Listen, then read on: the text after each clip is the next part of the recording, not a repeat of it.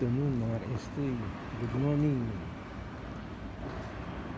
Saan man kayong panig sa mundo mga ka-estoy. Nandito ako ngayon sa station ng train. Sa labas lang. Sa labas dito.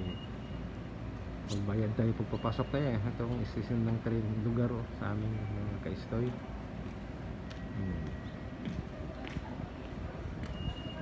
Ito ang bagong nirobit. Bagong inayos ito mga ka-estoy.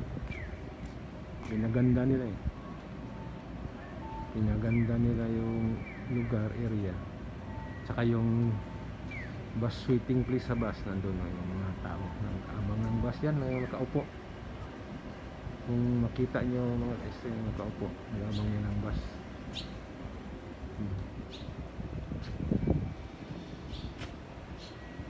Ang ganda dito kaya ka-estoy.